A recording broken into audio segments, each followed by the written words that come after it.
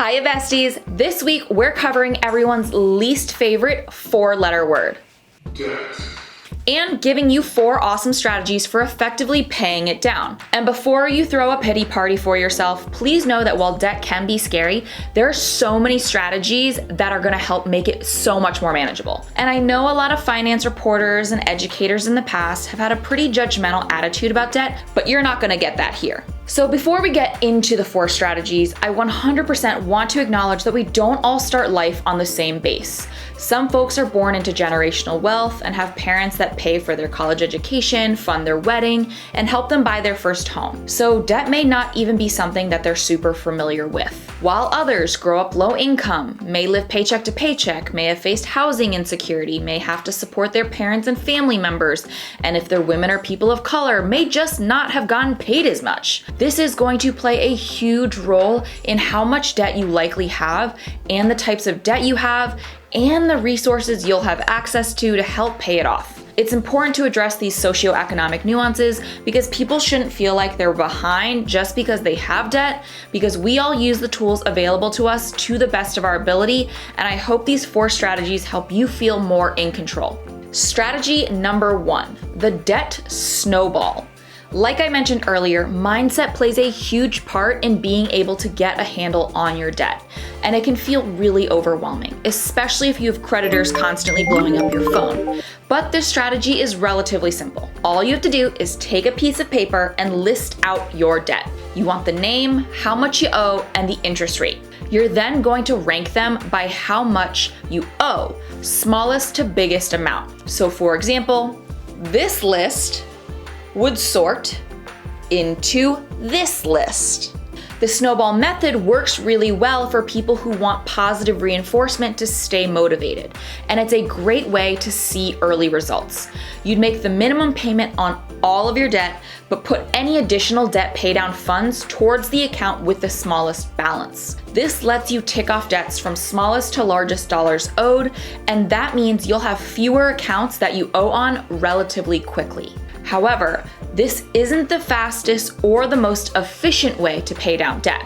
For that, we need to move on to strategy number 2, the debt avalanche. Similarly to the debt snowball, this method requires you to rank your debt. But this time, instead of ranking from smallest to largest sum owed, we're going to rank from highest to lowest interest rate. So for example, the same list would sort to this. The avalanche method works really well if you're incredibly impatient, like me. I'm an Aries, let it go. You'd make the minimum payment on all of the debts, but put any additional debt paydown funds towards the account with the highest interest rate. This lets you pay all of your debt down in the fastest possible timeline while paying the least in interest over time. Because when you focus on the account with the highest interest rate, the accounts with lower rates don't compound as quickly. Up next, strategy number 3, debt consolidation. This essentially lets you combine multiple old debts into a single new one, ideally at a lower interest rate, making payments more manageable or the payoff period shorter. This is especially helpful if your debt is mostly high interest rate debt, such as credit card debt. The 2 easiest ways to do this are a personal loan or a balance transfer card. With a personal loan, you'd reach out to a financial institution like your bank or credit union, and they'd essentially agree to pay off your multiple different debts. And then they'd add up the totals on all of those, and you'd now owe that total to the bank. The benefit here is that credit cards typically charge anywhere between 20 to 25% interest, while personal loans are likely to be much lower. That said, this does work best if you have been consistently paying your debt up until this point, as the personal loan rate that you get from the bank will be determined by your credit score. With a balance transfer card, you'd essentially move all of your credit card debt onto a new credit card that would agree to offer you 0% interest for a set period of time, usually around 18 months. This would mean your debt wouldn't grow during this time, so you could very efficiently pay it off. However, I'd only recommend this strategy if and only if you are absolutely sure you can pay off the debt before the 0% interest period was up.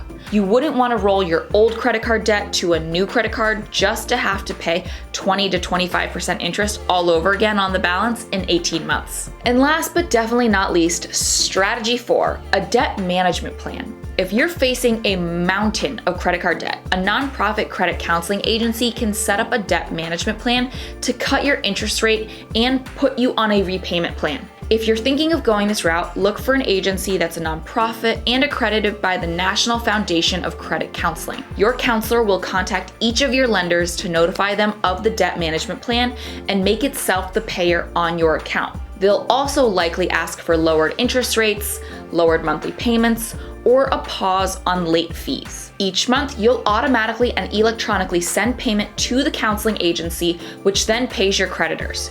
You'll also get a progress report each month. This is a great strategy if you need help staying accountable and organized, but a big thing to call out is that you'll likely need to live without credit cards for as long as you're in the program. Most credit card issuers will require that an account using a debt management plan be closed. Furthermore, while in debt management plan, it's super important to make every payment on time. Your lenders are giving you a lot of leeway, so one missed payment and they may be done with waiving your fees and charging less interest. Debt can be scary, but making a plan of attack can help you feel more confident, more in control, and finally wipe your debt for good. Let me know your questions and make sure to like and subscribe for more money, debt, and investing tips.